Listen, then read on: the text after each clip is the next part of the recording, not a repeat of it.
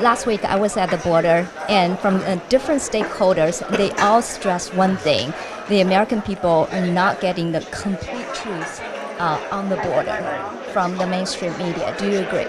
Well, there's no, but I've been there many times before, whether it's Governor Abbott, Governor Ducey, others, worked with them, talked with them, been along the border in the past. And I think the big mistake people think is that somehow it's about immigration. Really, securing our southern border is about security. When you look at the vast majority of people coming across are involved in trafficking, whether it's trafficking of drugs, trafficking of firearms illegally, or the trafficking of human beings, all of which are horrific things, particularly human trafficking. That's what's the primary concern there. And we need a border that's secure to stop those things from happening, not just for our border states, but it happens all across the country. And we certainly spend a lot of money in this country, rightfully so, on protecting our airports and our water ports. We should be doing the same thing along our southern border as well. Do you think a wall is necessary? Can we do without a wall? Well, I think if you look around the world where things have been successful, I've been many places. Look at recently, a year ago, was in Israel. They successfully have not only a wall, but they had staff and security and other things. All that together is about making sure that they live in a safe nation in a very difficult part of the world. We need to make sure we do the same thing. What do you think is the root cause of the border crisis?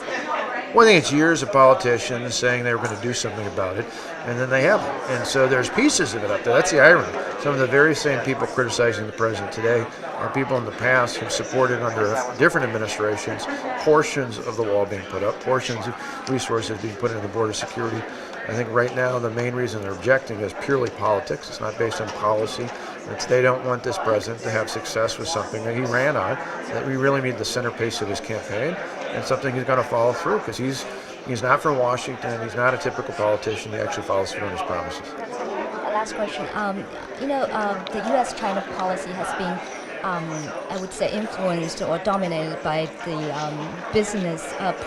profit-driven business sector for decades, and that turns out to be disastrous. Do you think this will happen again?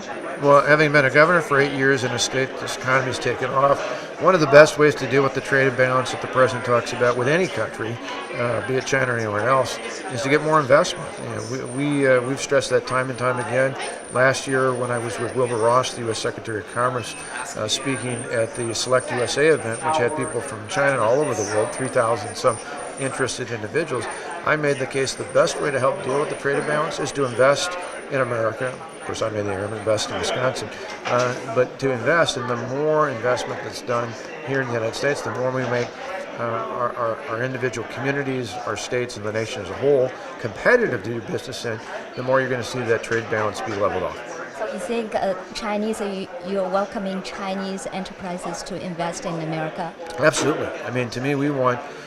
This is many of our states, including Wisconsin, are great places to do business in. We want to make it attractive, and we want to have foreign direct investment from all over the world, be it from China, Germany, Japan, you name it. We want to make sure that there's a strong welcome sign up to do business here in the United States. How do you balance out, not being influenced by Chinese interests, by the government and stuff? Well, I think the key is investment is different than investing oftentimes with local partners, and I think that's incredibly important. And we need to make sure that we maintain the laws that we have, whether someone's from the United States or they're investing from somewhere else. We need to make sure that the laws of this nation are followed through, and I think we can do that. We've had a successful roadmap in the past of doing that. We can do that again going forward. China is a threat to the U.S.?